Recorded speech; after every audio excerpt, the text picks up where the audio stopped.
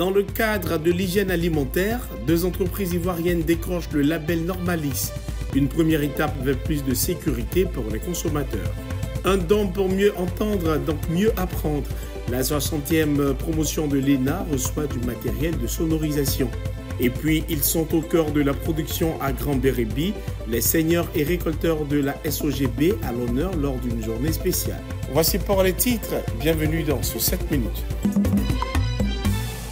Des certificats Normalis attribués à la Société ivoirienne de transformation du vivrier Citrave et Apinom, 2 entreprises ivoiriennes. Objectif, renforcer la crédibilité de leur système d'hygiène alimentaire. L'idée nous est venue.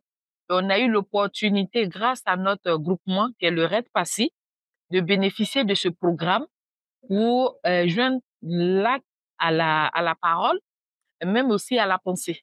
C'est pour ça qu'on a voulu faire certifier nos produits en suivant tout ce qu'on nous a recommandé comme démarche, comme élément à ajouter dans la modification de notre espace, dans la marche en avant. Le label d'hygiène alimentaire Normalis, avec sa démarche de certification volontaire, est un outil de contrôle des bonnes pratiques d'hygiène alimentaire dans les entreprises. Il a officiellement été lancé le jeudi 3 avril à Abidjan à l'initiative du bureau Normaudit. Quand vous allez dans un restaurant, vous ne rentrez jamais dans la cuisine, mais vous n'avez aucune idée de ce qui peut se passer derrière. Nous contrôlons pour vous rassurer, pour dire que derrière ce qui a été produit, les locaux sont propres, les normes d'hygiène sont appliquées.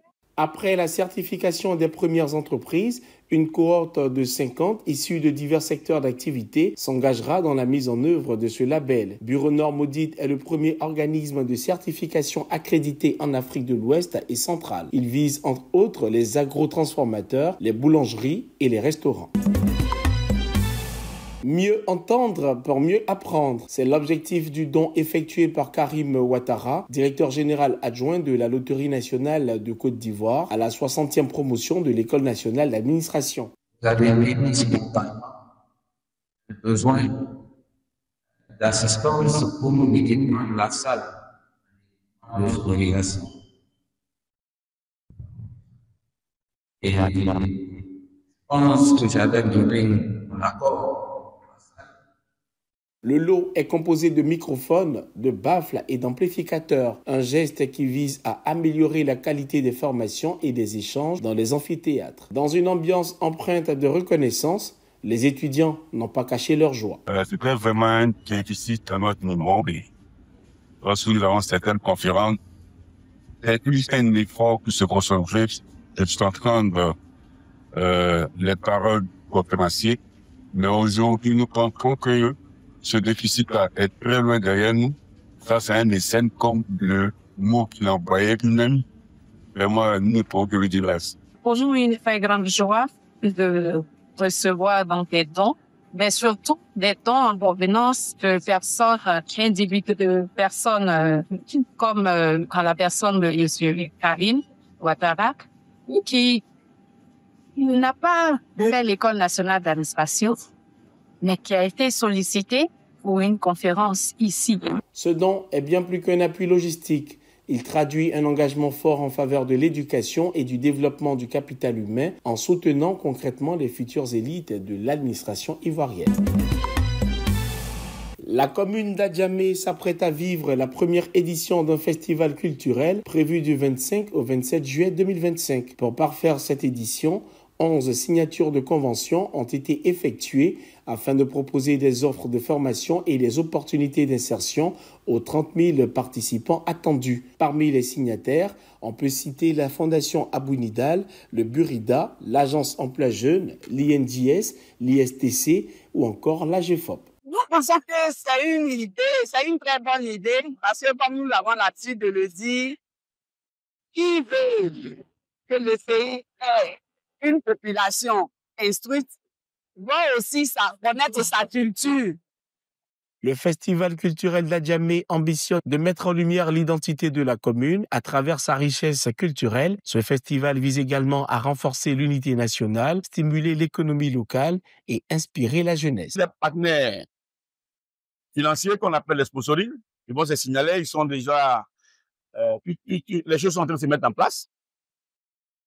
Et les retombées de ces festivals-là vont nous permettre d'apporter notre petite contribution aux différentes populations.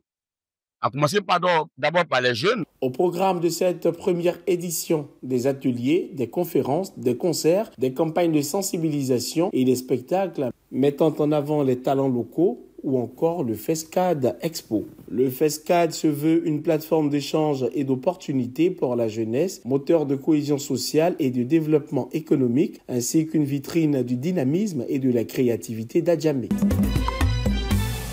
Ils sont les bras forts de la SOGB, seigneurs et récolteurs, véritables artisans de l'exploitation de l'EVA et du palmier à huile, ont été célébrés en grande pompe à Grand-Bérébi. La Société des caoutchoucs de Grand-Bérébi a organisé la 2e édition de la journée du seigneur et du récolteur sous le thème « Célébrons ceux qui valorisent la terre ». Sur la pelouse du stade à Beaugrosse, 124 travailleurs ont été distingués, dont 2 parmi les meilleurs. Par ma voix, tous les récipiendaires vous salue.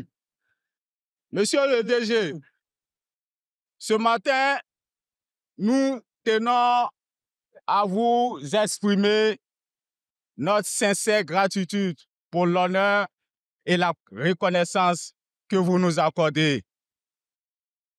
Monsieur le DG, vous nous avez mis à l'honneur.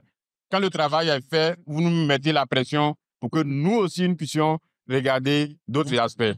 Il n'y a pas que le salaire, mais on a engagé pour faire évoluer les choses.